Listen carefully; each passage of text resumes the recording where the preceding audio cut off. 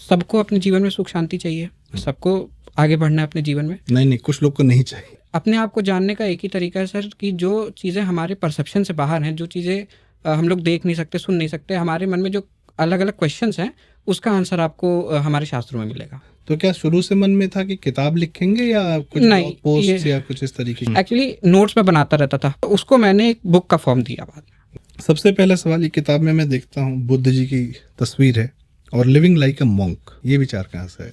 Monk जो शब्द इस्तेमाल किया है, भगवत गीता का बड़ा अच्छा श्लोक है, अपि चेत्सु दुराचारो भजते माम अनन्य भाग साधुरेवा समन्तव्य। मतलब जो जितना ही उसने पाप किया हो, लेकिन अगर वो मेरा अनन्यास चिंतन कर रहा है, मेरे को समर्पित है, तो उसे साधु मानना चाहिए। तो साधु इज नॉट इक्वल टू भिक्षु। आपके आचरण क्या रहे शास्त्र पढ़ने के बाद? विजुअलाइजेशन, आज जिसको मैनिफेस्टेशन बोलते हैं, तो मैनिफेस्टेशन विजुअलाइजेशन इनवर्ड हो गया, मैनिफेस्टेशन जेंजी वर्ड हो गया। तो दोनों ही मैंने, ये 3 चीजें मैंने अपने जीवन में इम्प्लीमेंट की। इस किताब में आपने एक जगह लिखा भी है कि वो विजडम हमारे अंदर होता है, यस, बस अगर हम प्रैक्टिस करें, हल्का सा ढूंढने जाए, तो हमें अपने अंदर से अपने जवाब मिल जाते हैं। विजडम होती है, क्लैरिटी नहीं होती है सर। वो क्लैरिटी जब आप लिखते हैं तो वो आपको धीमे धीमे अपने आप मिल जाती है। कम उम्र में एक सेटबैक लगना भी बड़ा दिल दुखाता है। क्या आपका क्या ऑब्जर्वेशन है? Exception can not be the rule. जो हमें दिखा है पिछले 1 महीने में, वो उसे एक्सेप्शन के तौर पर ही लेना चाहिए।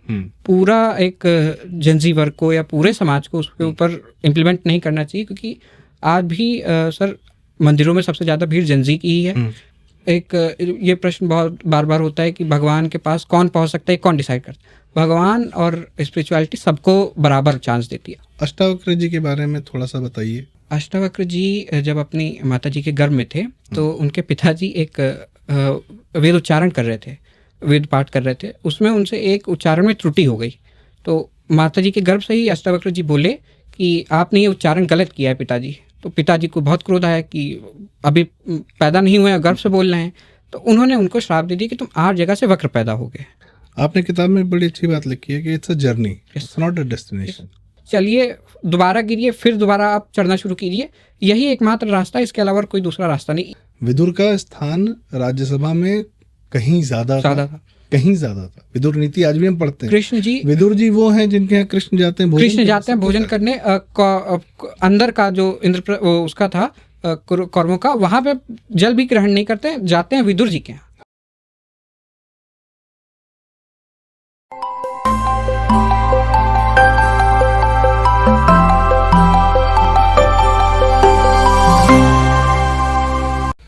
प्रारब्ध के सभी दर्शकों को मेरा नमस्कार। मेरा नाम है संदीप आर.के. सिंह। दर्शकों, पिछले कुछ दिनों में हमने देखा कि यंगस्टर्स के, जो हमारा यूथ है, उसके एक बहुत ही छोटे वर्ग को, जो सड़क पर घटियापन कर रहा था, सड़क पर वो हरकतें कर रहा था जो बिल्कुल किसी भी सभ्य समाज का परिचायक नहीं हो सकती हैं, उनको न्यूज़ मीडिया ने, टीवी मीडिया ने बहुत ज़्यादा बढ़ चढ़कर प्रमोट किया और ऐसा दिखाए जैसे कि हमारी अगली जनरेशन सिर्फ और सिर्फ उन्हीं लोगों से बनी है, वैसे व्यवहार से बनी है। जबकि हर जनरेशन में अच्छे लोग भी होते हैं, खराब लोग भी होते हैं, बहुत घटिया लोग भी होते हैं, बहुत बुरे लोग भी होते हैं। पर एक सेक्शन को पिक करके उन्हीं को प्रस्तुत करना और उनको अवार्ड्स तक दे जाना। कल हमने देखा कि किसी महिला को जो गाली गलौज कर रही थी, उनको कहीं ना कहीं अवार्ड्स भी मिले। पर हमने आपसे लगातार कई विषयों पे वीडियोस में बात की कि पर अगली जनरेशन में तो बहुत कमाल के लोग भी हैं भाई। कॉमनवेल्थ गेम्स में मेडल जीत रहे हैं, किताबें लिख रहे हैं, स्टार्टअप्स कर रहे हैं, एंटरप्रेन्योर बन रहे हैं, और बहुत सारे ऐसे यंगस्टर्स हैं हमारे यहाँ जिनको देखकर उनको अपना रोल मॉडल बनाने की, मानने की और उनसे कुछ सीखने की आवश्यकता है। आज तो आपकी इस शिकायत को दूर करते हुए आज हमारे साथ हैं अर्णव शुक्ला जी। अर्णव शुक्ला जी एक लेखक हैं और आप यकीन नहीं मानेंगे क्योंकि ये सिर्फ 11th क्लास में। तो जिस जंजी से आपकी शिकायतें हैं, अर्णव शुक्ला जी वह ये शिकायत दूर कर देंगे। किताब का नाम है लिविंग लाइक अ मॉन्क, यह किताब है। और ये किताब मुझे पढ़ के बहुत तसल्ली मिली कि बहुत दिन बाद मैंने एक ठहरी हुई ऐसी किताब पढ़ी जो थोड़ा सा जीवन में परिवर्तन लाने के लिए आवश्यक है। कभी कभार ना रुक के, जैसे जीवन के आपाधापी में अपने आप को समझने के लिए, जानने के लिए कभी कुछ किताबें होती हैं जो जीवन में सही समय पे आती हैं। मेरे लिए यह किताब, इस किताब में की जो शुरुआत होती है, this book is dedicated to all the seekers of truth, wisdom and peace. अब आजकल कोई यह नहीं कहता है कि हमको कुछ खोजना है, सीख करना है। आजकल सब कोई मान के बैठा है और कहता है कि हम जो माई वे, माई रूल्स, माई वे और दी हाईवे, इस तरीके के यंगस्टर्स बात करते हैं, पर उनको भी स्वयं को खोजना है ये उन्हें पता नहीं, और स्वयं को खोजने की प्रक्रिया ही सनातन है, धर्म है। अर्णव भाई, बहुत बहुत स्वागत आपका आज हमारे इस पॉडकास्ट में। जैसा मैंने परिचय दिया कि आप 11th क्लास में हैं, पढ़ रहे हैं, और यह किताब लिख चुके हैं, किताब छप गई है और किताब अवेलेबल है अमेज़ॉन पर भी। और भी यह कि ये किताब बहुत ज़्यादा लोगों ने इसकी बहुत ज़्यादा तारीफ़ की है, बहुत अच्छे अच्छे रिव्यूज़ दिए हैं। मैं स्वयं इसको रिकमेंड करता हूँ स्ट्रांगली। तो अर्णव, ये किताब लिखने की प्रेरणा, थोड़ा सा अपना परिचय दीजिए और बताइए कि किताब लिखने की प्रेरणा आपको कैसे मिली, फिर हम इस किताब के बारे में भी हल्की बातचीत करेंगे। जी, मेरा नाम अर्णव है, मैं अभी क्लास 11th में हूँ, और मेरे इस किताब को लिखने की प्रेरणा मेरे खुद के निजी अनुभव ही थे। मैं बहुत शॉर्ट में अपने बारे में थोड़ा बता देता हूँ। आध्यात्म में मेरा इंटरेस्ट शुरू से था, और इसका मैं क्रेडिट अपने पेरेंट्स को और अपने घर के एनवायरनमेंट को दूंगा, क्योंकि उस समय में बहुत ज़्यादा आपको पता नहीं रहता है, लेकिन तब भी उनको घर में देखते हुए और उनकी वजह से मेरा इंटरेस्ट स्पिरिचुअलिटी में आया। मैं उस समय तो बहुत ज़्यादा खैर शास्त्र पढ़ता नहीं था, लेकिन पूजा करना या अलग अलग रूप से कुछ ना कुछ पढ़ते रहना, शास्त्रों के बारे में जानते रहना, चाहे यूट्यूब हो चाहे पढ़ कर हो, वो मेरा शुरू से था। और मैं अंडर 14 खेल चुका हूँ अपने स्टेट से क्रिकेट में, तो उस समय पढ़ाई तो चली रही थी, साथ साथ क्रिकेट में मेरा बहुत इंटरेस्ट था, तो वो भी मैं करता रहता था। 2019 के आसपास अंडर 14 मैंने खेला, और उसके बाद उसमें बहुत अच्छी परफॉर्मेंस भी रही थी मेरी। लेकिन उसके बाद कोविड आ गया, और कोविड के टाइम पे टेक्नोलॉजी से मेरा उसमें परिचय हुआ कि सॉफ्टवेयर डेवलपमेंट क्या होती है, कंप्यूटर्स क्या होते हैं, कैसे काम करते हैं। तो उसमें मेरा इंटरेस्ट आया, क्योंकि घर ही पर थे, बाहर जा नहीं सकते थे, तो टेक्नोलॉजी में मैंने अपना पूरा टाइम डेडिकेट किया, और 1-1.5 साल मैंने उसको अच्छे से दिया उसमें। और क्योंकि कोविड की फर्स्ट वेव उतनी भयानक नहीं थी, लेकिन दूसरी वेव में ज़्यादा उसका कहर था, तो मुझे लगा कि मेरी नॉलेज वेस्ट ना जाए। तो मैंने अपने लिए लोगों के लिए एक ऐप बनाई, एक ऐप डेवलप की, जिसके फ़ोन के कैमरा के थ्रू आप heart rate, blood pressure, respiration rate वगैरह सब डिटेक्ट कर सकते थे। वो ऐप डली, गूगल ने उसको रिव्यू किया, पब्लिश हुई, और उसके बाद उस समय डिफेंस मिनिस्टर सर जो है हमारे, श्री राजनाथ सिंह जी, और उत्तर प्रदेश के डिप्टी सीएम श्री ब्रजेश पाठक जी, उन्होंने मुझको अवार्ड भी दिया। और उसके बाद क्या हुआ कि 1 महीने बाद वो ऐप को गूगल ने हटा दिया अपने उससे, पॉलिसी वायलेशन बोल करके। और उसमें ऐसा भी था कि जो डाउनलोड्स एक्चुअली में थे वो गूगल उसमें दिखाता नहीं था, तो उससे मुझे थोड़ा सेटबैक लगा। और क्योंकि उसके बाद थोड़ी फिजिकल प्रॉब्लम्स भी होने लग गई थी उस समय तक, उस समय पता नहीं था कि क्यों हो रही हैं। मेडिसिन भी चली, ट्रीटमेंट भी लंबा चला उसका, लेकिन वो एक मेरे लिए बहुत डिफ़िकल्ट फेज़ था, और बहुत ज़्यादा मैं उसमें अभी नहीं जाना चाहूँगा। लेकिन उसी फेज़ में मैंने अपनी डिफ़िकल्टीज से लड़ने के लिए, अपने मन के विचारों से लड़ने के लिए अलग अलग शास्त्र पढ़ना शुरू किया। भगवान राम मेरे इष्ट हैं, और मैं उनकी बिनाई कहे भली दीन दयाला, कि बिनाई कहे उसमें भला है, बहुत मैं उनको मानता हूँ। और उनके अलग अलग चरित्र में पढ़ता रहता था। तो मेरी शुरुआत जो हुई थी शास्त्र पढ़ने की, वो रामायण से हुई थी, अलग अलग रामायण, पहले रामचरितमानस, फिर वाल्मीकि रामायण, अद्भुत रामायण, आध्यात्म रामायण। तो उनके बारे में, उनके मतलब वेदों में उनके बारे में क्या लिखा है, उनकी पूजा कैसे करनी है, उनके क्या क्या चरित्र हैं, उनकी क्या क्या लीलाएं हैं, उनके बारे में जितना था शास्त्रों में बहुत मैंने रिसर्च करी उन पर। उसके बाद मैंने एक एक पात्र पर भी अलग अलग अपनी पढ़ा उनके बारे में। तो जनक जी के बारे में मैं पढ़ रहा था। जनक जी के बारे में जब पढ़ा तो उनको पता चला कि अष्टावक्र जी उनके गुरु हैं। फिर पता चला अष्टावक्र गीता भी कुछ है, तो मैंने अष्टावक्र गीता पढ़नी स्टार्ट कर दी। और उस समय तक समझ में भी ना आया, क्योंकि जिन्होंने अष्टावक्र गीता पढ़ी है वो जानते हैं कि उसकी भाषा बहुत ही क्लिष्ट है। लेकिन अष्टावक्र गीता फिर क्योंकि मुझे बहुत ज़्यादा समझ में नहीं आई, तो रामायण, उसके बाद भगवद गीता, उसके बाद पुराण पढ़ने मैंने शुरू करे।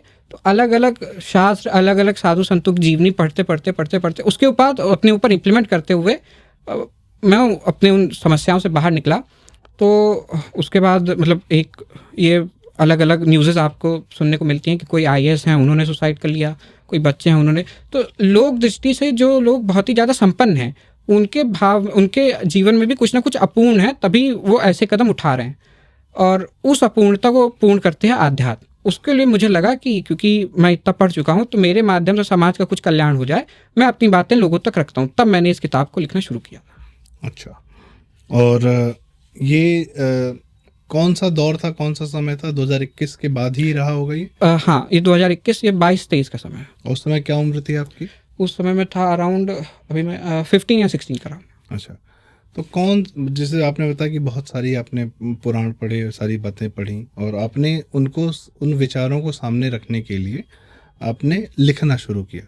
तो क्या शुरू से मन में था कि किताब लिखेंगे, या कुछ नहीं, पोस्ट या कुछ इस तरीके की? शुरू से तो नहीं था ये, मैंने ये थॉट लिखने का एक्चुअली नोट्स में बनाता रहता था, पढ़ता था उसको, अपने लिए, खुद के लिए उसको लिखता था कि कौन सी चीज़ आगे बाद में हो सकता है मेरे काम आ जाए। तो और जब न्यूज़ पढ़ी तो मुझे एक थॉट आया कि मुझे किताब लिखनी चाहिए, तो नोट्स मेरे पास पहले से थे और भी पढ़ता रहता, तो उसको मैंने एक बुक का फॉर्म दिया बाद में। अच्छा, दर्शकों, जैसा इन्होंने बताया कि इन्होंने कुछ उदाहरण दिए कि कुछ बड़े संपन्न लोग या बड़े जीवन में जिन लोगों ने सफलताएं अर्जित की हैं, वह भी आत्महत्या की तरफ प्रेरित हो जाते हैं। या जो बच्चों की बातें कर रहे हैं कि कई सारे हमने कहानियाँ क्या बातें सुनी कि कई बच्चे प्रेशर में आके सुसाइड कर लेते हैं, कुछ एग्ज़ाम्स नहीं क्लियर कर पाते हैं। तो मानसिक अवसाद है, कुछ अपूर्ण है, बड़ी सही बात की इन्होंने। तो उसके लिए भी क्या है, क्या आदतें होनी चाहिए? जिस किताब में एक बड़ी अच्छी लाइन है कि जो आपके इमोशंस बार बार आप रिपीट करते हैं, आप वही हो जाते हैं। You become what your emotions are. तो उन कौन से इमोशन आपको बना रहे हैं और कौन से इमोशन आपको गर्त में ढकेल रहे हैं, यह पहचानने का कार्य कम से कम बच्चे नहीं तो माँ बाप कर सकते हैं। तो मुझे लगता है जो आजकल एक बड़ी चर्चा चलती है मेंटल हेल्थ की, मेंटल डिसिप्लिन की, और कई लोग एंग्जाइटी और डिप्रेशन और इत्यादि इत्यादि भारी भरकम शब्दों का इस्तेमाल करते हैं, जबकि बात इतनी ख़राब होती नहीं है, थोड़ी सी होती है। कहीं ना कहीं बेसिक गाइडेंस की आवश्यकता होती है। जैसे किताबें पढ़ें, अच्छी किताबें पढ़ें, पुराण पढ़ें। जैसे आपने बताया कि आपने अध्यात्म की किताबें पढ़ के स्वयं को आप बाहर निकाल पाए समस्याओं से। तो ऐसे ही लोग कहते हैं बड़ा घर में रामायण क्यों है, घर में महाभारत क्यों है? पढ़ना एक अच्छी आदत है। पढ़ने से मस्तिष्क नियंत्रित रहता है, उसको एक डिसिप्लिन की आदत आती है। पढ़ना आपको बेहतर बनाता है, क्योंकि पढ़ना आपको दुनिया में वो चीज़ें बताता है जो आपको परिवार के माध्यम से या इन सब के माध्यम से नहीं मिल पा रही है। पूर्वजों का ज्ञान है, कुछ लिखा है, वो आज तक आ रहा है, चल रहा है, कई लोग के लिए काम आ रहा है, इसका मतलब है कुछ उसमें बात है। तीसरा, कई लोग अपने घरों में मैं देखता हूँ माँ बाप जो हैं पुराण वगैरह बच्चों को क्या पढ़ाएंगे, खुद ही नहीं पढ़ा हुआ है। तो स्वयं के लिए पढ़िए, जो अच्छा लगे वो उस पर चर्चा करिए, बात करिए, शेयर करिए। ये कूल, नॉन कूल, मॉडर्न, इन सब से फ़र्क नहीं पड़ता है। जीवन को व्यवस्थित, स्टेबल बनाने के लिए, बच्चों को सही दिशा देने के लिए इन किताबों की बड़ी सख्त आवश्यकता। अभी घर में आपके यहाँ पुराण पढ़े होंगे, तभी आपने शायद पढ़ा, तो घर में कम से कम रखिए। किसी दिन किसी का मन लग गया, उठा के 2 पन्ने देखे, कुछ अच्छा लग गया, हो सकता है वहाँ से जीवन बेहतर हो जाए, जैसा अर्णव अपने जीवन का अनुभव दे रहे हैं। तो सबसे पहला सवाल, ये किताब में मैं देखता हूँ बुद्ध जी की तस्वीर है और लिविंग लाइक अ मॉन्क। तो ये विचार आप कहाँ, धर्म, हिंदू धर्म की किताबें पढ़ रहे थे? बौद्ध भी हिंदू धर्म से निकली हुई एक शाखा ही है। तो ये कैसे हुआ कि हम मॉन्क या भिक्षुओं की तरीके से जीवन जीने की बात पर लिखें? ये विचार कहाँ से है? Monk is not equal to भिक्षु। जो मॉन्क है, ये क्लियर करना था जी। मॉन्क जो शब्द इस्तेमाल किया है, भगवत गीता का बड़ा अच्छा श्लोक है, अपि चेत्सु दुराचारो भजते माम अनन्य भाग साधुरेव समन्तव्य। मतलब जो जितना ही उसने पाप किया हो, लेकिन अगर वो मेरा अनन्यास चिंतन कर रहा है, मेरे को समर्पित है, तो उसे साधु मानना चाहिए। तो साधु इज नॉट इक्वल टू भिक्षु। उसमें केवल आप भिक्षा लेने से साधु नहीं बन जाएंगे। आपका आंतरिक आपकी वृत्ति क्या है, उस पर ज़्यादा निर्भर करता है। और दूसरा, भगवान बुद्ध भी कुछ भी रहा हो, लेकिन उन्होंने बाद में अपना सब त्याग करके अपने आप को जाना, उस मार्ग में आगे बढ़े। और भगवान बुद्ध का ये है कि आप जैसे कि कोई भी आप उनकी फ़ोटो देखेंगे तो आपको ये पता है कि ये मेडिटेशन के बारे में है, ये उसके बारे में। तो भगवान बुद्ध वहाँ पे इसलिए कि आपने यह, जैसे आपने कई बार कहा कि अपने अंदर जाने की भी एक प्रक्रिया है, वह भी करना चाहिए। तो जैसे हमने लिखा, the idea for this book was born out of a desire to bridge the divide between modern day pursuits of success and the ancient wisdom that has always been available to humanity. एक balance की बात है। आजकल कई लोग कहते हैं कि भाई पुराने को छोड़ दो, नया पकड़ो, और दुनिया नया पकड़ने के चक्कर में यदि पुराने को छोड़ रही तो गर्त में ही जाती है। सनातन या हमारा जो धर्म है, हमारी जो जीवन व्यवस्था है, वो प्रकृति के बैलेंस की बात करती है। आप बदलते भी हैं, आप नहीं भी बदलते हैं। 2000 साल पहले यदि चाणक्य थे या यहाँ पर थे, वो आज अगर हम लोग को देखेंगे तो उन्हें बिल्कुल नहीं लगेगा कि हम लोग हिंदू धर्म फॉलो कर रहे हैं, बल्कि हम कर रहे हैं। ठीक है, तो हम बदलते भी हैं परिवेश के अनुसार, हम अपने रूट्स पर टिके भी रहते हैं। शायद इसी प्राकृतिक बैलेंस को आप कह रहे हैं कि एंशिएंट विजडम है, उसका आप ग्रहण करिए और अपने डेली जीवन में उतारिए, उसको अप्लाई कर लीजिए। Yes, as easy as that. Is it so? Yes. एक चीज़ और इसमें कहना चाहूँगा, जी। जो हमारा मनुस्मृति का एक श्लोक है, वेदो अखिलो धर्म मूलो, कि धर्म का जो मूल है वो वेद है। और वेद भी कुछ लोग कहते हैं कि केवल वेद में संहिताएं आती नहीं, वेद में आरण्यक, उपनिषद, ब्राह्मण ग्रंथ और उसके बाद जो इतिहास और पुराण है उनको भी वेद ही माना जाता है, उनको पांचवा वेद कहते हैं। तो इनको पढ़कर और इनको अपने ऊपर इम्प्लीमेंट कर कर ही आगे धर्म का, अध्यात्म का मार्ग प्रशस्त होता है। और दूसरा, शास्त्र खुद कहते हैं कि आचरण के बिना शास्त्र भी कुछ नहीं कर सकते। अगर आपका आचरण अच्छा नहीं है, आपके कर्म अच्छे नहीं है, तो फिर आप शास्त्र भी पढ़ लीजिए, वो भी आपको कुछ नहीं कर पाए। और जैसे आपने आचरण की बात की या धर्म की बात की, तो एक धर्म का एक वह अर्थ आता है कि जो आप धारण करते हैं। धारण क्या करते हैं? जो जैसे आपके मन में बहुत सारे विचार चल रहे हैं, बहुत सारे विचार चलते हैं, लेकिन आप किसी एक विचार को पिक करके ही उसको कर्म में कन्वर्ट करते हैं। तो आपके मन के जो हज़ारों विचार हैं, सैकड़ों विचार हैं, उसमें से कौन सा आपको पिक करना है, कौन सा कर्म होना चाहिए, वो आपके इमोशंस पे डिपेंड नहीं कर सकता। कि जो मन किया, आप अंदर से बेचैन और आपने वो कर दिया, उसको पिक करने का एक प्रोसेस है, ताकि आप स्वयं भी खुद कर सकें और उसका जो असर, क्योंकि हर कर्म का एक असर पड़ता है समाज पर, और कल को वो वापस आप पर भी आता है, कर्मफल वापस आता है। तो आप कौन सा ऐसा कर्म करें ताकि वह वापस आप तक आए या समाज तक जाए, तो उससे उत्थान हो, पतन न हो, वो प्रोसेस है धर्म। वो एक अलग, हाँ सर, वही प्रोसेस तस्मात् शास्त्र प्रमाणम ते कार्य कार्य व्यवस्थित हो। अपने कार्य और अकार्य दोनों को वेदों और जो शास्त्रों में लिखा हुआ है उसके हिसाब से, आचरण की जो बात कही कि आचरण के हिसाब से, मतलब आपका आचरण अगर अच्छा नहीं है तो शास्त्र भी कुछ नहीं कर सकते। और वो जो आचरण है वो शास्त्र आपको बताते हैं कि कौन सा आचरण आपको किस समय करना चाहिए। बिल्कुल, और ठीक है। और सबसे अच्छी बात यह है कि उससे सीखने की बात है। एक इनकी लाइन बड़ी अच्छी है कि the pursuit of external achievement does not have to come at the cost of our inner peace and spiritual growth. Rather, these two can coexist, and when they do, they lead to a life of deeper meaning and true success. अब हमने ये उदाहरण देखे हैं कि बहुत सारे लोग अमेरिका से या कहीं से, चूँकि उनके यहाँ मटेरियल सक्सेस बहुत ज़्यादा है, लेकिन कहीं कुछ अपूर्ण रहता है, जैसा आपने कहा, तो भारत आते हैं।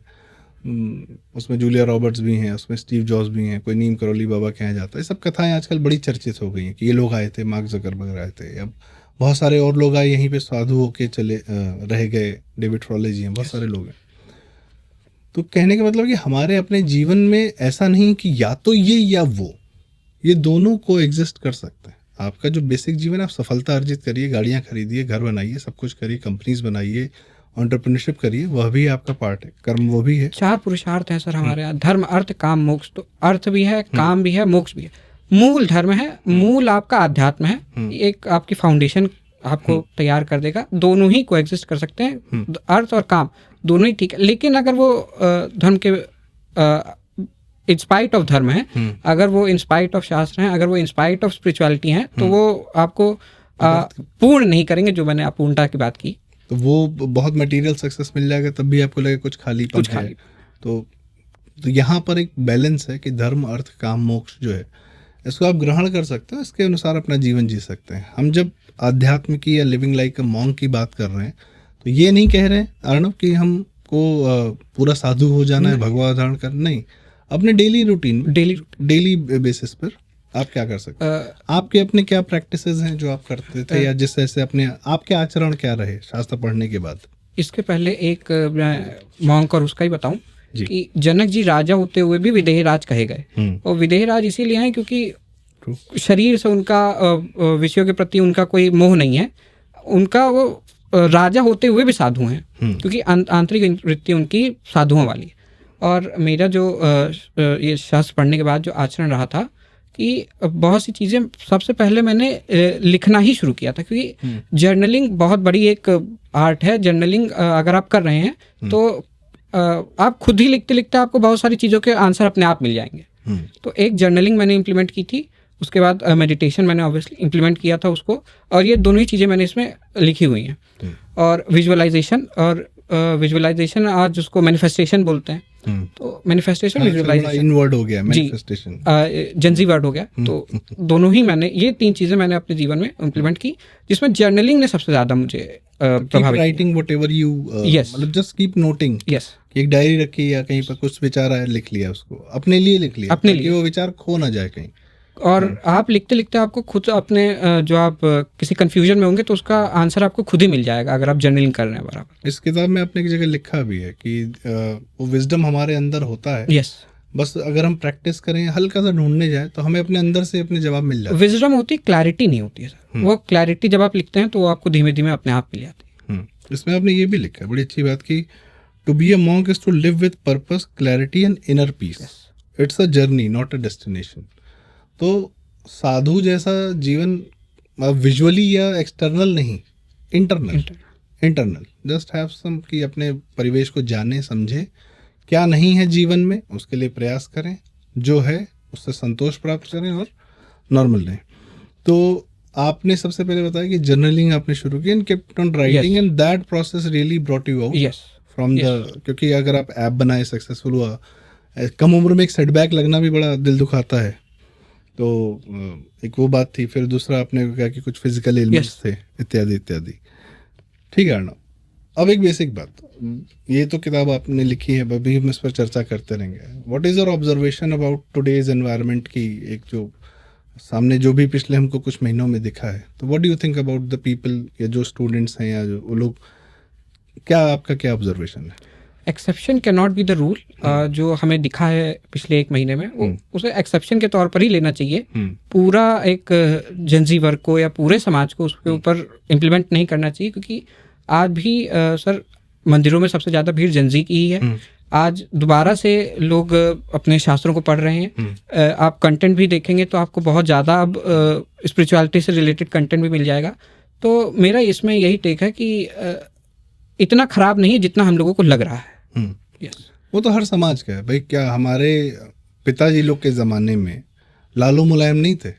क्या किया उन्होंने समाज का? भाई वो भी राजनीतिक रूप में आए उन्होंने, लेकिन पूरा प्रदेश बर्बाद कर दिए। और ऐसे बहुत सारे लोग थे। तो हर दौर में कुछ ढंग के लोग, कुछ घटिया लोग, कुछ अच्छे लोग भी थे। कुछ भाई उसी दौर से, शायद इमरजेंसी के उसी दौर से अटल जी, मोदी जी, सब लोग निकले हैं। योगी जी भी 90 के दशक में वो छात्र आंदोलन में रहे। उसी 90 के दशक में छात्र आंदोलन से बहुत सारे ऐसे लोग निकले जिन्होंने समाज में विद्वेष फैलाया। So there are lot of people. उसी से बहुत सारे IT में गए लोग, उन्हीं स्टूडेंट्स के माध्यम से फिर वो अमेरिका में गए, उन्होंने बहुत सारी कंपनीज बनाई सॉफ्टवेयर की। सो हर जनरेशन में, अब जैसे आपने बड़ा अच्छा एग्जांपल दिया आपने कि वही बच्चे आपको भजन क्लबिंग में भी दिखते हैं, यंगस्टर्स ही तो दिखते हैं। सो भी हाँ, समस्या वहाँ पर है कि मीडिया ने एक वर्ग को पकड़कर उसको एम्पलीफाई बहुत कर दिया है। और ऐसे बता रहे हैं जैसे कि बहुत भाई 40 करोड़ है हमारी यंग पॉपुलेशन, 40 करोड़। तो क्या 40 करोड़ के 40 करोड़ जंतर मंतर पे दिख रहे थे? नहीं। मैं उसका रेफरेंस इसलिए दे रहा हूँ, not relevant to this, but it is very important to make sure कि अंडरस्टैंड कि हम जब अब आगे की यंग जनरेशन से बात करें तो हम उनको उस ब्रैकेट में डालें जो मीडिया ने हमारे दिमाग में डाल दी है। हर बच्चा अलग है, उसका कुछ अपना एक फील्ड ऑफ एक्सपर्टीज़ है, कुछ फील्ड ऑफ इनोवेशन वो कर रहा है। आज के समय में जो उनके पास जो इन्फॉर्मेशन है, जो आप लोग के पास इन्फॉर्मेशन है, वो तो हमारे पास भी नहीं है। हम we try to remain aware a lot, but आप लोग की दुनिया एक अलग दुनिया है इस समय इंटरनेट के माध्यम से। सर इसमें एक और चीज़ मैं मेंशन करूँ, एनवायरनमेंट सर बहुत फ़र्क पड़ता है उसका।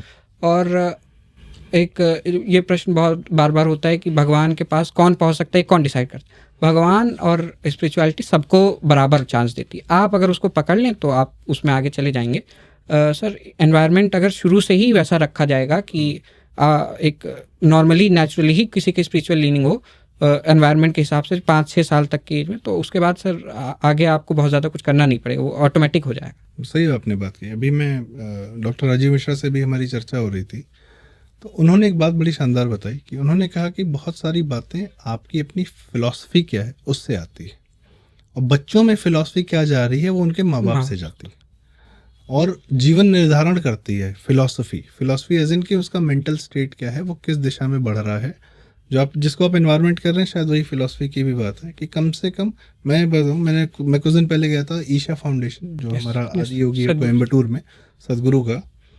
तो वहाँ पे बहुत सारे यंगस्टर्स थे, वो 6-6 महीने के लिए आए हुए थे, कुछ 10 दिन के लिए आए हुए थे एकदम। तो एक लड़का मिला मुझे, उसने वॉज देयर अलोन, हॉस्टल था वहाँ पे, अपना जो डेली रूटीन था वो अपना फॉलो कर रहा था, वहाँ पे योग प्रैक्टिस कर रहा था, जो भी वहाँ का एक रूटीन होता है। तो मेरी उससे बात हो रही थी, तो पता चला कि उसके फादर और उसके मदर दोनों IIT पास आउट्स रहे हैं, बड़े साइंटिस्ट हैं, और फादर की अपनी कंपनी रही है, तो हैदराबाद के हैं। देर वेल टू डू पीपल, और सक्सेस मतलब सब कुछ है उनके पास। ये लड़का ग्रेजुएशन करके बस अभी निकला था, तो माता पिता ने इसको यहाँ भेजा 6 महीने के लिए, बोला नौकरी अभी करने की कोई जल्दी नहीं है, आप यहाँ जाइए, आप अपनी लाइफ के पहले फंडे क्लियर करिए, उसके बाद लाइफ में जाइएगा। जैसे इमीडिएटली होता है ना कि अरे ग्रेजुएशन कर लिया, आप चलो नौकरी करने चलो या बिजनेस करने चलो, या एक छलांग लगाना।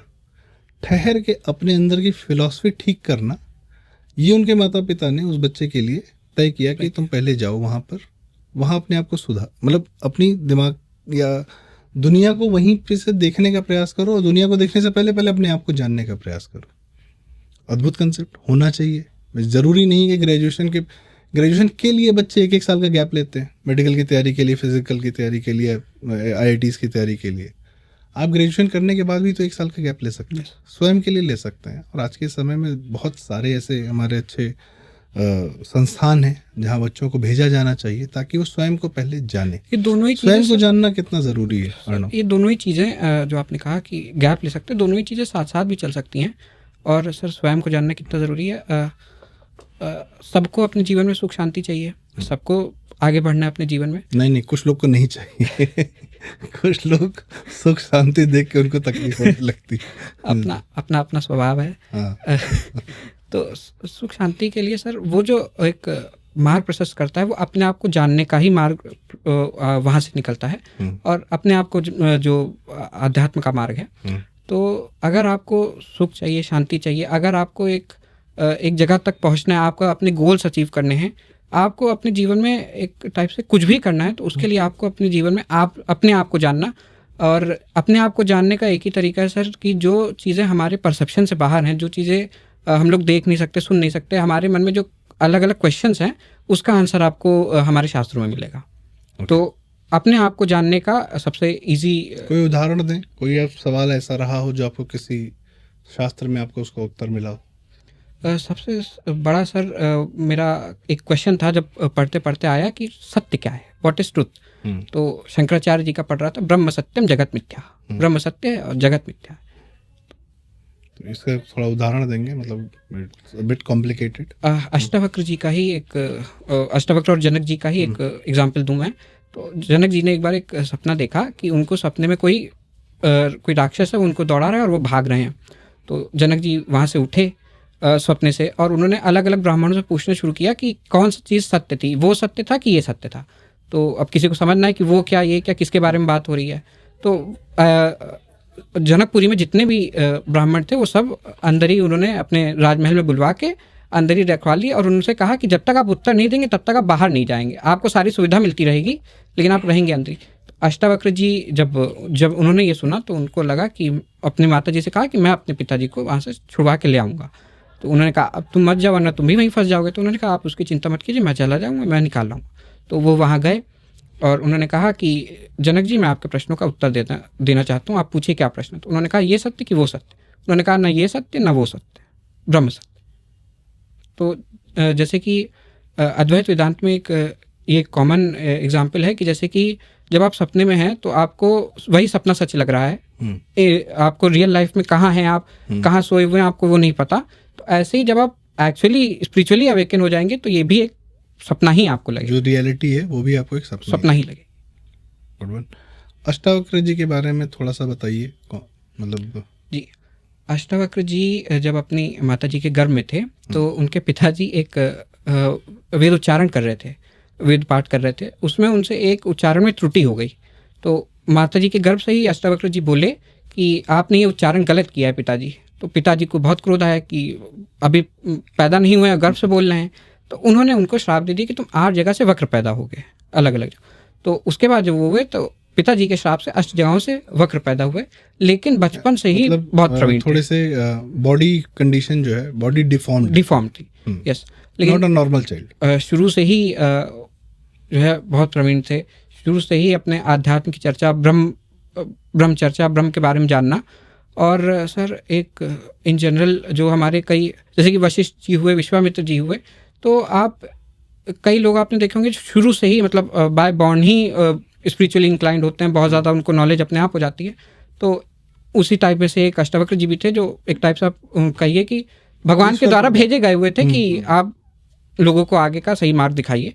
तो अष्टावक्र जी ने 10 साल की उम्र में जब वो उनके यहाँ गए थे, जनक जी के यहाँ, जो मैंने अभी आपको बताया, उसमें वहाँ पे सबने उनका बहुत मजाक उड़ाया कि आप 8 जगह से वक्र हैं। तो अष्टावक्र जी ने पूछा आप लोग हंसे क्यों? तो उन्होंने बताया कि आपको देख करके हंसे। तो अष्टावक्र जी ने कहा कि मैं जनक जी की सभा को बहुत ज्ञानियों की सभा मानता था, यहाँ पे तो सारे ही अज्ञानी हैं जो शरीर को मुझसे जोड़ करके देख रहे हैं, जो शरीर और आत्मा को एक समझ रहे हैं। तो जब जनक जी को उनका उत्तर मिला तो उसके बाद जनक जी ने अष्टावक्र जी को गुरु रूप में स्वीकार किया और उनसे अपने प्रश्न पूछने शुरू किए। और अष्टावक्र जी और जनक जी का जो संवाद है वही आज आपको अष्टावक्र गीता के रूप में उपलब्ध है। एक बड़ी इंटरेस्टिंग बात है ये कि जब हम हिंदू धर्म के अपनी पुस्तकों की बात करते हैं तो मैक्सिमम जो हमारी किताबें हैं वो संवाद फॉर्म में, जैसा कन्वर्सेशन, ठीक है। जैसे श्री रामचरितमानस भी शुरू होती है तो वो शिव और पार्वती जी का संवाद है। पार्वती जी शिव से पूछती हैं आपको कौन, आप किसको मानते हैं? तो शिव जी कहते हैं राम को मानते हैं। तो राम को क्यों मानते हैं? तो वो फिर पूरी उनकी कथा सुनाते हैं। इट्स संवाद, कन्वर्सेशन। आपका हमारी सबसे जो अद्भुत किताब है भगवत गीता, वो एक संवाद है, क्वेश्चन एंड आंसर। और यहाँ पे हिंदू धर्म में एक बात अलग चलती है कि भगवान से सवाल पूछ रहा है एक आम इंसान और भगवान को जवाब देना पड़ रहा है। और वो आम इंसान तो नहीं हो, अर्जुन आम इंसान नहीं है, वो भी अपने आप में बहुत ज्ञानी है। और हम लोग बहुत हल्के में जैसे वामपंथियों ने क्या कर्ण को बहुत ऊपर स्थापित कर दिया है, अर्जुन नहीं। अर्जुन, आप समझ लीजिए कि अर्जुन का जो सबसे बड़ी बात है, कृष्ण ने अर्जुन को क्यों चुना? अर्जुन खुद भी बहुत ज़्यादा गुणी थे, बहुत ज़्यादा बड़े योगी थे। हाँ। कर्ण जी के बारे में सर बात कर रहे थे। कर्ण का एक अननेसेसरी और यूजलेस ग्लोरिफिकेशन किया गया है। कर्ण के साथ साथ अन्य पांडवों का भी कौरवों का भी किया गया है। तो कर्ण के बारे में एक ये तथ्य है कि जो द्रौपदी माँ के चीर हरण का जो आइडिया था वो कर्ण का था, वो ओरिजिनली दुर्योधन का नहीं था। ये बात उन्होंने कर्ण ने बोली थी और माँ द्रौपदी के लिए एक ऐसे शब्द का प्रयोग किया था जो नहीं किया जा सकता। तो वहाँ से सर एक महाभारत का बीच पड़ा, जब उसके बाद चीरहरण भी हुआ और सबने पांडवों ने प्रतिज्ञा की। तो और उसके बाद कौरवों का एक सर, जितने भी कौरव थे विशेषकर दुर्योधन, सब पांडवों से आजीवन जलते ही रहे। सबसे पहला जो स्टार्टिंग थी कि भीम जी को विष मिला के दिया गया था। उसके बाद माँ गंगा के किनारे वो भीम जी लेट गए, उसके बाद बहते चले गए, फिर सर्पलोक पे चले गए, नागलोक में। और कर्ण का ही सर विराट युद्ध सबको पता है, वो कैसे वहां पे हारे थे, 2 बार भागे थे वहां से। और कर्ण की एक बात ये कही जाती है कि मित्र बहुत अच्छे थे दुर्योधन के। तो मित्र की सर डेफिनेशन ये है जो आपको पतन से बचाए, जो आपको सतमार्ग में लेकर चले, वो मित्र है। कर्ण ने अपनी ईगो में, अपने अहंकार में, अपनी जिद में कौरवों का, दुर्योधन का सर्वनाश कर दिया। तो आप इसे मित्र कहेंगे कि ईगो कहेंगे? अभी तो हमारा कन्वर्सेशन था, किताब, हम कन्वर्सेशन की बात कर रहे थे। पर when we are coming to Karna, तो बड़ा इम्पोर्टेंट है कि भाई कर्ण ने भी तो दुर्योधन को उतना ही मिसयूज किया अपनी ईगो के लिए जितना दुर्योधन ने कर्ण को मिसयूज किया। तो दोनों कोई बहुत मित्र यार नहीं थे, दोनों एक दूसरे का यूज कर रहे थे, क्योंकि घटिया चरित्र के लोग एक दूसरे का यूज ही करते हैं। कर्ण ने भी अर्जुन से और बाकी लोगों से जलन के फॉर्म में ही, भाई ऐसा वो लोग कहते हैं सूत पुत्र थे, ये थे कम, भैया ऐसा है कि वो धृतराष्ट्र के जो रथ, और सिर्फ रथ नहीं, धृतराष्ट्र के घोड़ों की जो देखभाल करते थे, उनके बेटे, मतलब उन्होंने पाला था। तो छोटा मोटा ओहदा उनका भी नहीं था, वो भी द्रोण ने सिखाया था उनको, द्रोणाचार्य ने सिखाया था द्रोणाचार्य ने बस ये कहा था कि क्या कहते हैं, ब्रह्मास्त्र की शिक्षा नहीं दूंगा। परशुराम जी के पास गए थे, वो एक अलग कहानी। चलो let's coming back to our, हमारा था कि हमारे यहाँ जो वेद पुराण, हमारे जो महाभारत है, भागवत गीता है, ये सब है, यह एक कन्वर्सेशन के फॉर्मेट में। भागवत पुराण भी जब के लोग अपने घरों में कराते हैं तो वो भी शुरू होता है कि परीक्षित जी के प्रश्न से, हाँ, वो पर प्रश्नोत्तर से ही शुरू होता है। तो प्रश्नोत्तर और संवाद, और भी एग्जाम्पल्स हैं हमारे यहाँ पुराणों के। सबसे बड़ा एग्जाम्पल जब भगवत गीता में कृष्ण जी अंतिम श्लोक बोलते हैं कि सर्वधर्मान् परित्यज्य वाला, उसके बाद अगले 2-3 श्लोक में वो यही कहते हैं, डू एज यू विश, जो आपको ठीक लगे, जो आपको ठीक लगे आप वो कीजिए। तो इससे बड़ा एग्जाम्पल क्या होगा कि अर्जुन जी ने प्रश्न किए, कृष्ण जी ने उत्तर दिए, और इतना उत्तर देने के बाद वो कह रहे हैं जो तुम्हें ठीक लगे तुम्हारी बुद्धि के अनुसार वो करो। आदेश नहीं दिया। हाँ, आदेश नहीं दिया। तो मेन बात है कि हम क्यों बात कर रहे हैं, क्योंकि हमारे धर्म में कन्वर्सेशन और क्वेश्चन आंसर को बहुत ज़्यादा अहमियत दी गई है। क्यों दिया गया है? क्योंकि मानव बुद्धि, इंसान की बुद्धि, उसको ग्रो करने का या उसको इवॉल्व करने का 2 ही तरीका है। किसी एक इंसान के मन में कोई सवाल आया, बिजली कड़कती है तो इससे क्या होता है, पानी में कितना गहरे जाएंगे तो क्या होता है, आग को छुएंगे तो क्या होगा। तो उसने मन में एक उत्तर आया, उसने उसका जवाब ढूंढ लिया, और कन्वर्सेशन के फॉर्मेट में उसने वो बात किसी दूसरे को बताई, तीसरे को बताई, या किसी से कुछ और ज्ञान लिया। तो ऐसे उसकी अपनी मानसिक बुद्धि का विकास होता है। अब आजकल के समय में बच्चों को मोबाइल सिखाने की आवश्यकता नहीं है। कहीं ना कहीं वो बुद्धि का विकास होते होते यहाँ तक आ गया है कि वो स्वयं अपनी बहुत सारी चीज़ें कर लेते हैं, बात सीख लेते हैं, समझ लेते हैं। कुछ रिलीजन्स हैं, कुछ मजहब हैं, कुछ वे ऑफ लाइफ हैं जहाँ पर conversation is not allowed. Question तो बिल्कुल अलाउड नहीं है। वहाँ सिर्फ आदेश है, फतवा है, या एक सरमन है कि आपको मानना है। Do you believe in God? भाई साहब, क्या हम खोज रहे हैं? बिलीव में अगर मैं जीवन भर भगवान की खोज करूं, स्वयं की खोज करूं, तो बात अलग है। पर हमको एक सफ़ेद चादर में बैठा हुआ आदमी कह दे रहा है कि do you believe in this. एक आदमी यहाँ पे टंगा हुआ है, मतलब उसमें मानो, नहीं मानोगे तो कुछ हो जाएगा, नरक मिल जाएगा। ये तो ये आदेश है भाई। एक तकलीद का कंसेप्ट होता है, आप अपनी अकल नहीं लगा सकते। आपके दिमाग में कोई सवाल आए तो आप जाइए मौलाना के पास, वो जब बताएगा, फतवा देगा, वो आपको मानना है कि वो उस वे ऑफ लाइफ, उस मजहब के अकॉर्डिंग है कि नहीं है। यहाँ क्या है? यहाँ संभावनाएं हैं। वहाँ पे दिमाग बंद किए जाते हैं, यहाँ दिमाग खोले जाते हैं। भगवान स्वयं जब मनुष्यों से बात करते हैं तो कन्वर्सेशन और क्वेश्चन आंसर। तो मेरे ख्याल से सारे पुराण, हमारे जो जितने भी किताबें हैं या जितने धर्म ग्रंथ हैं या जो भी, अच्छा ये भी नहीं कहा गया प्रणव कि किसी एक को मानो, किसी एक को इन द सेंस कि आप इन्हीं भगवान को मानिए या विष्णु जी को ही मानिए, शंकर जी को ही मानिए। तो ऐसा भी नहीं है। राम जी खुद कह रहे हैं कि शिवद्रोही ममदास कहावा, सोनर मोही सपनियों नहीं भावा। जो शंकर जी का द्रोही है और मेरा भक्त है, मुझे बिल्कुल पसंद नहीं। तो किसी भी आपको शास्त्र में, हाँ, लेटर इंटरप्रिटेशंस में जब अलग अलग संप्रदाय हमारे यहाँ आए, उसमें कि थोड़ी वमनस्ता बढ़ी है, लेकिन ओरिजिनल अगर आप शास्त्रों को पढ़ेंगे तो उसमें कहीं भी ऐसा नहीं। एक हरिहर अवतार है भगवान जी का, भगवान शिव जी का और विष्णु जी का, आप उनके बारे में पढ़िएगा। मोहिनी रूप जब विष्णु जी ने धारण किया था तो शंकर जी और उनकी जो कथा है, उसके बाद हरिहर अवतार हुआ था। आप वो हरिहर अवतार, एक हाथ में चक्र है और उसमें फिर शंकर जी का त्रिशूल है, और उसी में आप दत्तात्रेय जी को देख लीजिए, जो मेरे गुरु हैं, उनकी फोटो भी है किताब के अंदर ही। तो उसमें भी आप देख लीजिए कि तीनों हैं, ब्रह्मा जी भी हैं, शंकर जी भी हैं, विष्णु जी भी हैं। तो एक ही को मानने के लिए कहीं भी नहीं कहा गया। आप प्रश्न कीजिए, अष्टावक्र गीता में भी जनक जी के प्रश्न हैं और अष्टावक्र जी के उत्तर हैं। और सर, एक जो हम लोग पहले चर्चा कर रहे थे ब्रह्म सत्यम जगत मिथ्या और ब्रह्म के बारे में, एक पॉइंट में उसमें और ऐड करना चाहूँगा कि अहम ब्रह्मास्मि या ऐसे जो महावाक्य हैं, उनका वो सुने सबने हैं, उसका ज्ञान सबको है, लेकिन ये बोध हो जाना कि ये जो अभी चल रहा है ये सपना है, और अपने आत्म रूप में स्थित हो जाना, ये एक स्टेप वाइज ही होता है। इसके लिए पहले आपको अपने आचरण ठीक करने पड़ेंगे। जनक जी पूछते हैं अष्टावक्र जी से, तो अष्टावक्र जी कहते हैं कि विषयों को विषय समान त्याग दो, विषय छोड़ दो।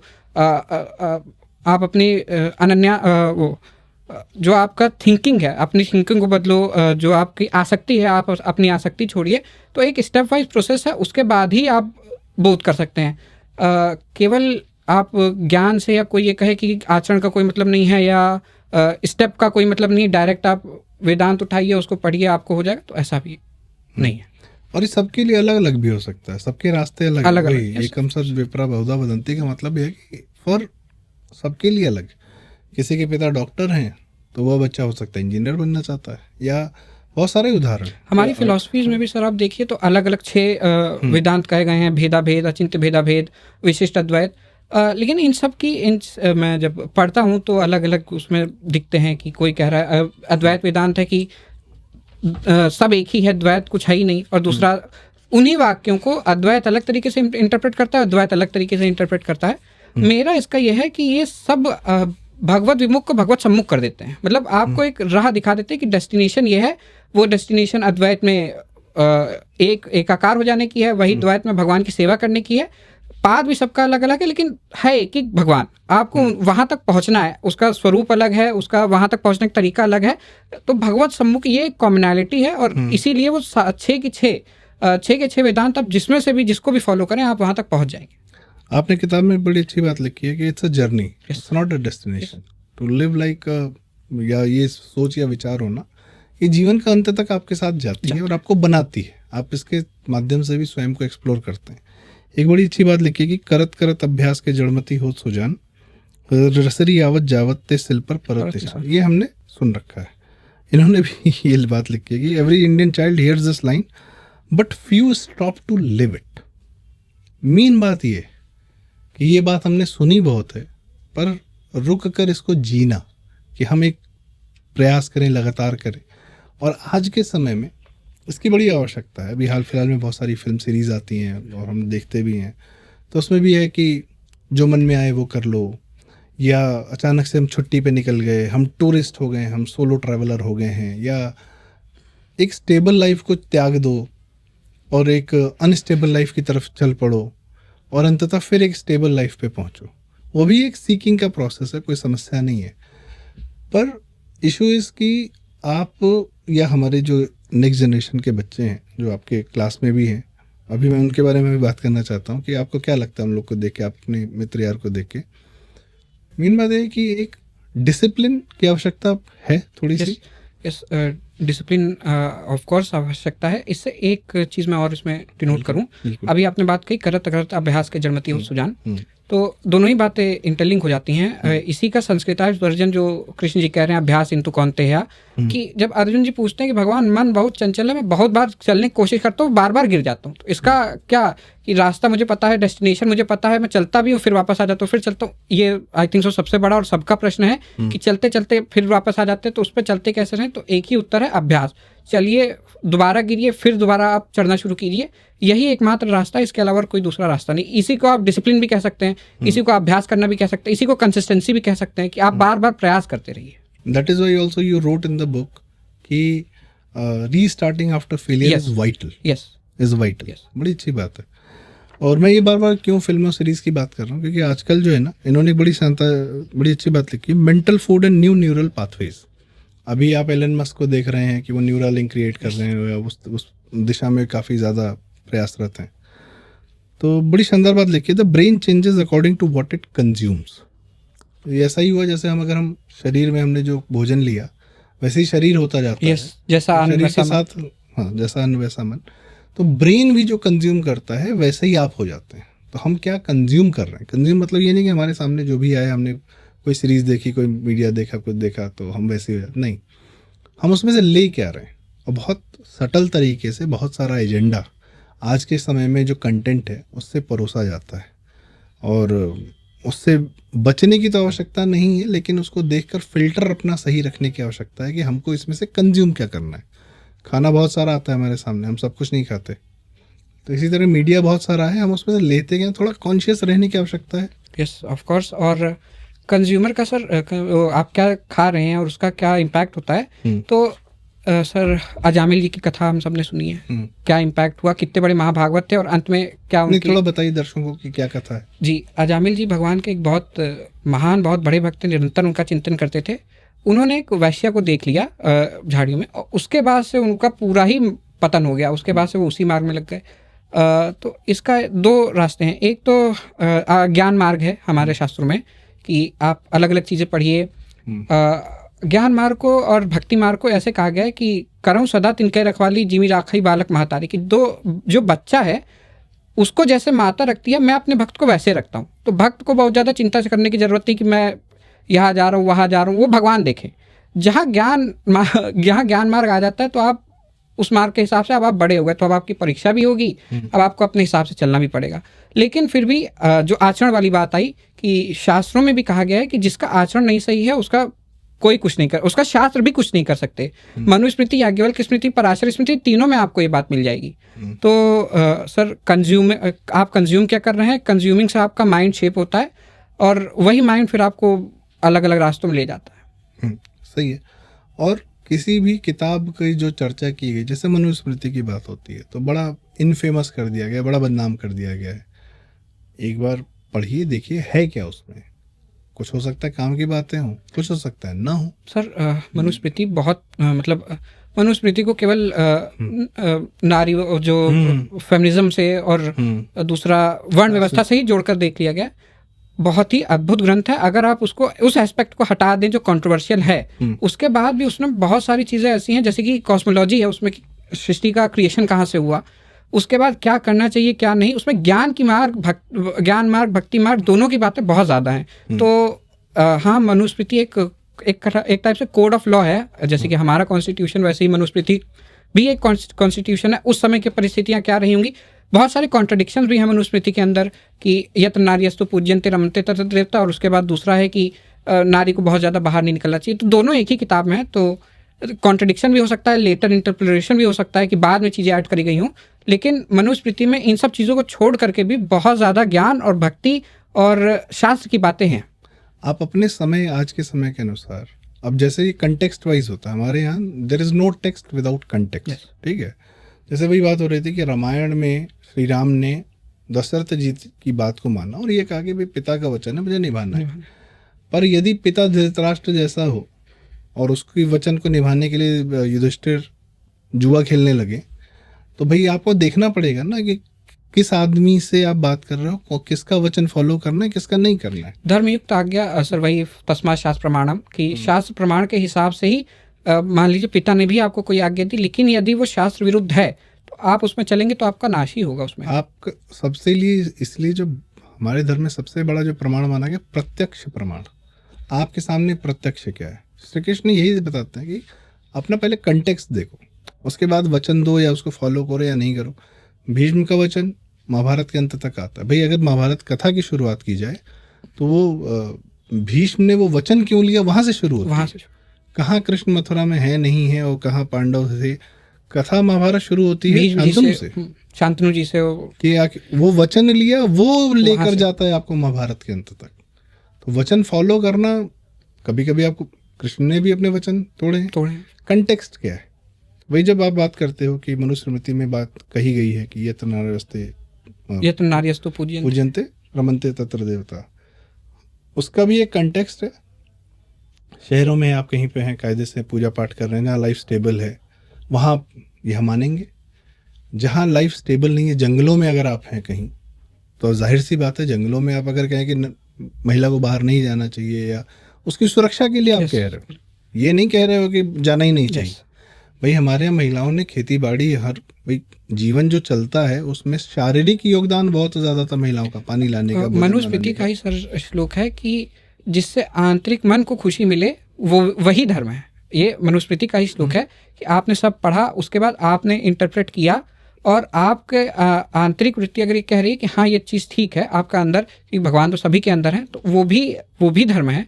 और दूसरा कंटेक्स्ट वाइज तो देश काल परिस्थिति के अनुसार कंटेक्स्ट बदलता रहता है। मनुस्मृति में ही मांस खाने की भी आज्ञा दी गई है। यदि आपके प्राण, आपदा धर्म जिसे कहते हैं, आपदा धर्म में वर्ण को भी त्याग दिया जाता है। अगर आपका शरीर आपको बचाना है तो उसमें आपको मांस भी खाना पड़े तो आप खाइए। ये मनुस्मृति और वो उन्हीं स्मृतियों के वाक्य हैं जहाँ पे मांस वगैरह को मना किया गया है। तो कंटेक्स्ट के ऊपर बहुत सारी चीजें सर डिपेंड करती हैं। बिल्कुल, और कंटेक्स्ट में सबसे मेन बात है जो अक्सर जो सबसे ज़्यादा इनफेमस या बदनाम करने का कारण है कि कास्टिज्म की बात की गई।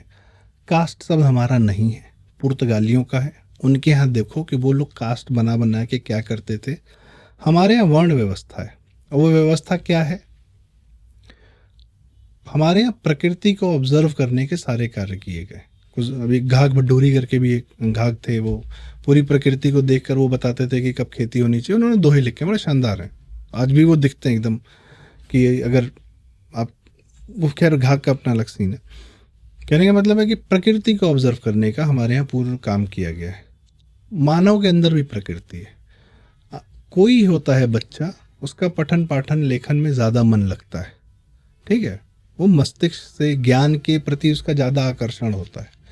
कोई बच्चा होता है उसको शारीरिक प्रोसेस में ज़्यादा मन लगता है, वो योद्धा बनना चाहता है, वो लड़ना चाहता है, स्पोर्ट्स में जाना चाहता है। कोई बच्चा होता है उसको नंबर्स का, व्यापार का ज़्यादा समझ में आता है कि इससे हम ये कर सकते हैं। कुछ लोग होते हैं उनके नैक होता है।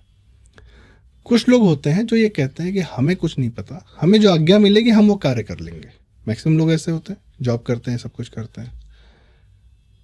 पांचवी प्रकृति एक हरामखोरी की होती है, वो ये होता है कि हमें कुछ नहीं करना, हमें हमसे कोई मतलब नहीं, हम चुपचाप बैठ के रहेंगे, हम करेंगे कुछ नहीं, हम नुकसान करेंगे, वो छोड़ देते हैं उनकी प्रवृत्ति।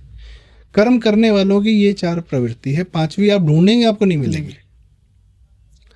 तो जिसका मन ज्ञान में लगता है वो ब्राह्मण हो गया, जिसका मन शारीरिक प्रक्रिया में लगता है वो क्षत्रिय हो गया, जिसका मन व्यापार में या नंबर्स में या ट्रेडिंग में लगता है वो व्यापार वैश्य हो गया, जिसका मन यह कहता है कि मुझे काम दे दो, मैं काम कर दूंगा, मेरा अपना कुछ ऐसी इच्छा नहीं है, लेकिन जो बताओगे मैं कर दूंगा, वह शूद्र हो गया। और यह करने वाले, और एक बात बताऊं, जो इसमें बड़ा आता है कि दिमाग मतलब ब्राह्मण यहाँ हाँ। से ये ऐसा कुछ नहीं है।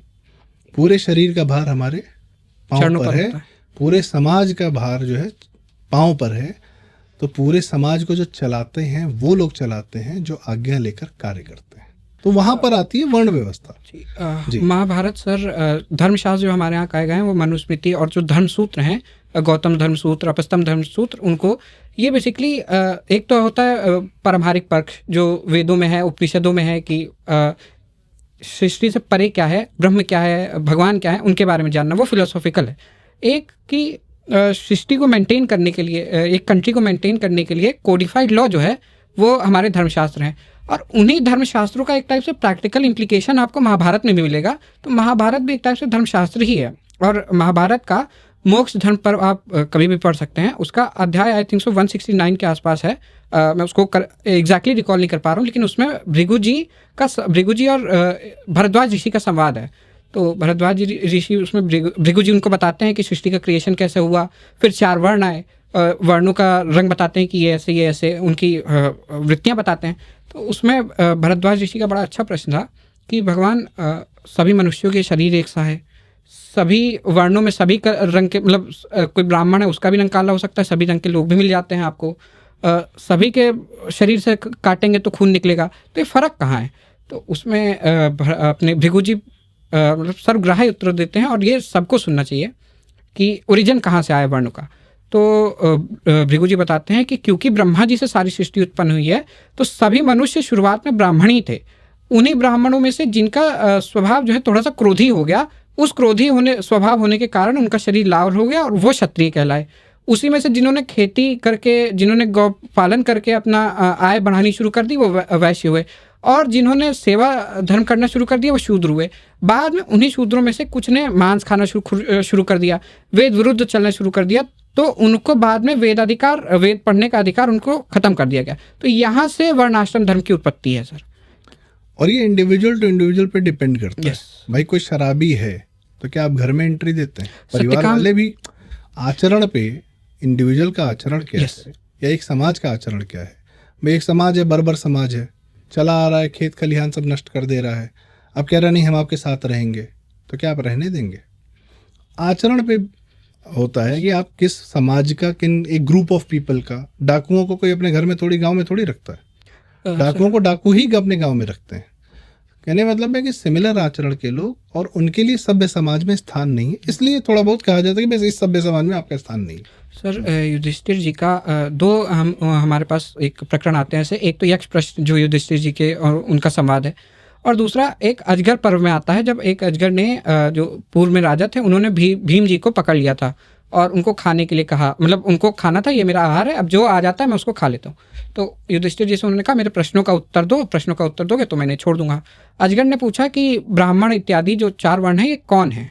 तो युधिष्ठिर जी ने उत्तर 6 उनके बताए, जो जिसमें क्रूरता का अभाव हो, जो क्षमावान हो, जो दयावान हो, जो स्वाध्याय करता हो शास्त्रों का, ऐसे और करके कि वो ब्राह्मण है। फिर क्षत्रियों के, वैश्यों के, शूद्रों के गुण बताए। तो अजगर ने प्रश्न पूछा कि शास्त्रों में तो ऐसा कहा गया है कि जाति होती है, अपने पिता के हिसाब से, पिता की जो जाति है उसके हिसाब से होता है, तो आप ऐसा उत्तर कैसे दे रहे हैं? तो युधिष्ठिर जी ने कहा कि अब क्योंकि द्वापर युग तक इतना वर्ण से करता और इंटरकास्ट मैरिजेज हो चुकी, ये एग्जैक्ट उनका उत्तर है, अजगर पर्व में आप पढ़ सकते हैं उसको, कि इतनी इंटरकास्ट मैरिजेज हो चुकी हैं कि अब आचरण ही मेन है। ये युधिष्ठिर जी जो कि धर्मराज के अवतार हैं, ये आचरण ही अब मेन है, और आचरण के हिसाब से ही अब जाति वर्ण का देखना जाना चाहिए कि कौन सी किसकी क्या है। और सर दूसरा कि विदुर जी जब यमराज जी ने मंडव्य ऋषि को मंडव्य ऋषि को एक गलत दंड दे दिया था। जब मंडव्य ऋषि छोटे थे तो वो चींटी के उसमें सुई चुबो देते थे। तो मंडव्य ऋषि जब बड़े हुए, बाद में भगवत प्राप्त हुए, तो उनको सूली की सज़ा सुनाई गई। तो मंडव्य जी ने कहा कि आप लोग छोड़िए, मैं सीधे यमराज जी के पास जा रहा हूँ, उनसे जाके प्रश्न करूँगा कि मेरे ऐसा क्यों किया गया। वो यमराज के पास गए, यमराज जी से उन्होंने पूछा कि मेरे साथ ऐसा क्यों? उन्होंने बताया कि आपने चींटी को ऐसे पिंच बोई थी, उसका आपको दंड ये मिल रहा है। तो उन्होंने 2 उत्तर दिए। उन्होंने कहा कि आज से मैं नियम बनाता हूँ कि 14 साल के नीचे, क्योंकि बालक को ज्ञान नहीं होता है, तो 14 साल तक के पाप उसके नहीं माने जाएंगे, उसके ऊपर ही माने जाएंगे। और दूसरा, मेरा पाप था छोटा सा, चींटी को पिंच बोने का, तुमने मुझे सूली की सज़ा सुनाई, जाओ तुम शूद्र माँ के गर्भ से उत्पन्न होगे। तो वही अपने विदुर जी के रूप में आए, शूद्र, हाँ यमराज जी शूद्र माँ के गर्भ से उत्पन्न हो गए। पिताजी उनके व्यासदेव जी हैं, लेकिन माता जी उनकी दासी थी, वो पूरी कथा है। तो विदुर जी आए, और बड़ा श्लोक है जिसमें धृतराष्ट्र जी, जिसमें भीष्म जी धृतराष्ट्र जी को, पांडु जी को और विदुर जी को, तीनों को एक साथ वेद की शिक्षा दे रहे हैं। तो शूद्र को भी वेद की शिक्षा मिल रही है। तो सर ह्यूमन टेंडेंसीज के ऊपर, कास्ट कोई भी हो, हमेशा जो हमारा नेचर है उसको हमेशा से प्रायोरिटी दी गई है। सत्यकाम जवाली की भी एक कथा है कि सत्यकाम जी को वेदों का अध्ययन करना था। वो गुरुकुल में जाते हैं, अपने गुरु से पूछते हैं कि मुझे गुरु दीक्षा चाहिए। तो उन्होंने कहा अपना वर्ण बताओ, केवल ब्राह्मणों को ही दी जाती है। तो वो अपनी माता जी के पास जाते हैं, उनसे पूछते हैं कि माता जी मेरा वर्ण क्या है? तो उन्होंने कहा मैं तो दासी हूँ, मुझे तो अपना वर्ण नहीं पता है, तुम बस उससे इतना जाके कह देना कि मेरा नाम उनकी माता जी का नाम जवाली है, तो मेरा नाम, मैं अपने नाम के अंत में जवाली लगाता हूँ। वो अपने गुरुजी के पास गए, उन्होंने उनको बताया कि ऐसा ऐसा है, मुझे मेरे वर्ण का पता नहीं है, मेरा नाम सत्यकाम जवाली है। तो गुरुजी कहते हैं कि क्योंकि तुमने सत्य बोला है तो तुम ब्राह्मण ही होगे, और ऐसा कहते हुए उसको गुरुकुल में अंदर रखते हैं। तो एक मल्टीपल उदाहरण है। ब्राह्मण शब्द जो है ना, वो देखिए होता क्या है कि जाति व्यवस्था और अलग है, वर्ण व्यवस्था अलग है। आप एक इलाके में रहते हैं, 100-200 साल आप ही के परिवार के लोग आगे उसी इलाके में रहते हैं, तो एक ही इलाके में एक ही प्रकार के लोग रहते हैं जिनका आचरण करीब करीब सिमिलर है, सेम सामाजिक व्यवस्था, तो एक इलाका जाति बहुल हो जाता है। यही है, इससे ज़्यादा, और ये नेचुरली हर जगह होता है, ये सिर्फ भारत की व्यवस्था नहीं है, हर जगह होता है। एक इलाके में एक प्रकार के लोग रहते हैं 100-200 साल, 300 साल, 400 साल, फिर वो उस इलाके में, भाई जाहिर सी बात है, 2 परिवार से शुरू होते हैं, 5 परिवार से 500, 200, 1000, 10,000 परिवार हो जाते हैं 200 साल की प्रक्रिया में। ऐसे ही होता है, इसीलिए जातियाँ एक जगह पे आपको दिखती हैं, और कोई कारण नहीं है। वर्ण अपनी जगह है, और समय काल परिस्थिति आजकल अलग है। वर्ण हमेशा, विदुर जी का जिक्र किया, विदुर जी को कहीं ज्यादा अहमियत मिलती थी पांडु जी से और धृतराष्ट्र, इवन भीष्म जी से भी कई बार। हाँ, नहीं मतलब मैं कह रहा हूँ, तीनों साथ पैदा हुए थे, अलग अलग माताओं के पुत्र थे, और वो दोनों तो राजा की पत्नियां थी। पर चूंकि विदुर के पिता भी वही थे जो धृतराष्ट्र उनके थे, तो कोई ऐसा नहीं था कि उनको दासी के थे तो उनको अलग से। विदुर का स्थान राज्यसभा में कहीं ज्यादा था, कहीं ज्यादा था। विदुर नीति आज भी हम पढ़ते हैं। कृष्ण जी, विदुर जी वो हैं जिनके यहाँ कृष्ण जाते हैं भोजन करने, अंदर का जो इंद्र उसका था कर्मों का, वहां पे जल भी ग्रहण नहीं करते, जाते हैं विदुर जी के यहाँ, हाँ, जल ग्रहण करने के लिए। तो ये हमारी चर्चाएं जो हैं धर्म अगर आधारित रहेंगी तो बहुत लंबी चली जाएंगी, और बहुत सारी बातें अभी करने को, बहुत सारे विषय हैं, और कभी ना कभी हम आपके साथ अलग अलग विषयों पर इस तरीके से, आज जो हमने चर्चा की है कि अर्णव को थोड़ा जानने का प्रयास किया है कि इनके पास कितना ज्ञान का भंडार है, और जितनी क्लिष्ट बातें इन्होंने भी कही हैं, मैं बता रहा हूँ, किताब बहुत आसान लिखी है इन्होंने। बोला क्लिष्ट है लेकिन लिखा बहुत आसान है। बहुत सारी बातें हैं कि जैसे मैंने इसमें अपना नोट बनाया था कि एक बता रहा था, एनी फ्रैंक करके उनकी डायरी बड़ी चर्चित रही, और बच्चे पढ़ते थे पहले ना बच्चों को इंट्रोड्यूस कराया जाता था, माँ बाप इंट्रोड्यूस करके एनी फ्रैंक्स डायरी पढ़िए। तो वो एक जीव बच्ची थी जिसको हिटलर ने जब पोलैंड पे या उस तरफ हमला किया, तो ये लोग छिप के रहे 1.5 साल, मतलब कि जीव ढूंढे जा रहे थे, ढूंढ के मारे जा रहे थे। तो ये लोग किसी एक घर के अटारी में, मतलब कहीं अंदर में ना छिप के रहते थे, इनका पूरा परिवार, साथ में एक परिवार और रहता था। तो उस दौरान इस लड़की ने, 13 साल की बच्ची रही होगी, इसने अपनी डायरी लिखी।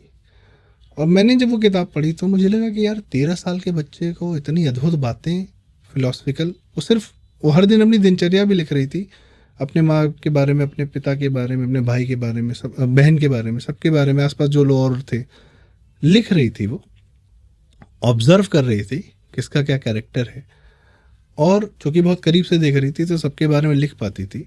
अपने बारे में भी स्वयं को ढूंढने का प्रयास कर रही थी, और उसने कुछ ऐसी शानदार बातें लिखी। मुझे लगा कि 13 साल के बच्चे में ये विचार कैसे आए होंगे जो 40-50 साल के लोगों में भी नहीं आ पाते। अर्णव की इस किताब को पढ़कर मेरे मन में कुछ, जैसे कई सारी इन्होंने लाइनें लिखी, तो वही जैसे the principle is simple, what you repeat with emotion you become. तो बड़ी गूढ़ बातें जो बड़ी सिंपल तरीके से लिखी। मुझे लगा कि यार इस बच्चे में शायद ईश्वर प्रदत्त है, ये विचार कहाँ से आए। अच्छी बात यह है कि इनके दिमाग में जो विचार आए, इन्होंने लिखा, हम सबके साथ साझा किया। वो एक विचार आपका जो आपने बताया शुरू में कि जब आप समस्या से ग्रसित हुए, जब आप बाहर निकले, तब आपने ये प्रयास किया कि मैं साझा करूं। ये एक बड़ा कार्य इन्होंने किया, अपने तक नहीं रखा। तो मेरी बहुत स्ट्रॉन्ग रिकमेंडेशन है इस किताब को लेकर, लिविंग लाइक अ मॉन्क। और हम लोग किताबों पर बातचीत करते रहते हैं, आप दर्शक जानते हैं। और अर्णव के साथ हम अक्सर जो है, हमने कुछ वीडियोस पहले भी किए हैं, 1-2 वीडियोस, और हम आगे अन्य इस प्रकार के विषयों पर लगातार चर्चा करेंगे। और मेरा प्रयास ये रहेगा कि आप अपने बच्चों को भी अगर यह वीडियो दिखाएं या बताएं या शेयर कर दें कि बेटा सुन लेना, आप ही के क्लास का बच्चा है, आप ही के आसपास का बच्चा है जो ऐसी बातें लिख रहा है, कह रहा है। हो सकता है कि बड़े लोग की बात ना सुने, अपने दोस्त यार की बात सुन लें। तो अर्णव, बहुत बहुत धन्यवाद, आज आपने हमें समय दिया। न सिर्फ हमें समय दिया बल्कि अपना पूरा ज्ञान, आपने अपना पूरा अनुभव, अपना सब कुछ हमसे साझा किया। We are very thankful to you for this. You wrote a book on this, और आई थिंक और भी किताबें आप लिखने जा रहे हैं, इसको हिंदी में भी। जी, इसका हिंदी वर्जन भी आना है, इसी का एक सेकंड वॉल्यूम 2 भी मैं वर्क कर रहा हूँ उस पर। और एक बुक और है सर जो कि मतलब धर्म के विषय पर है, और जो हमारे धर्म में भ्रांतियां हैं, जो हमारा इतिहास है, कैसे कैसे उसमें क्या क्या छेड़छाड़ हुई है। तो एक मेरा वो मेगा प्रोजेक्ट ऐसा है कि मैं उसको धर्म के ऊपर ऐसा लिखूं कि एक ही बुक में सारे मिथ्स क्लियर हों। उस पर भी मैं वर्क कर रहा हूँ। तो बहुत सारी चीज़ें आगे आपको देखने को मिलेंगी। मच नीडेड, बहुत ज़्यादा ज़रूरी है। और सबसे बात, ये किताब कहाँ अवेलेबल होगी अगर यदि लेना चाहें? सर, ये बुक अमेजोन, फ्लिपकार्ट पर अवेलेबल है, लेकिन मैं वहाँ से इसको हटा रहा हूँ अभी के लिए। कुछ समय में इसको हटा दूंगा, और मैं अपनी लिविंग लाइक अ मॉन्क की एक वेबसाइट बना रहा हूँ, उस पर ये बुक अवेलेबल होगी, आप उस पर डाल सकते हैं। अच्छा, तो अभी फ़िलहाल तो है? अभी फ़िलहाल है, यस सर। ठीक है, तो अभी फ़िलहाल है, और बाकी आपकी वेबसाइट का लिंक होगा वो भी हम शेयर कर देंगे। दर्शकों, अमेज़ॉन पर है, तत्काल प्रभाव से खरीद लें। कुछ दिन में नहीं रहेगी तो ये पूरी किताब आपको इनकी वेबसाइट पर भी अवेलेबल होगी, उसका भी लिंक हम आपसे शेयर कर देंगे। तो अभिमन्यु, आपका भी धन्यवाद, आपके माता पिता को बहुत धन्यवाद भाई, उन्होंने सही संस्कार, सही समय पे सही दिशा आपको दिखाई, ताकि आप बहुत लोगों को दिशा दे सकें, जो आज के समय में, आज के जीवन में बड़ी आवश्यक है।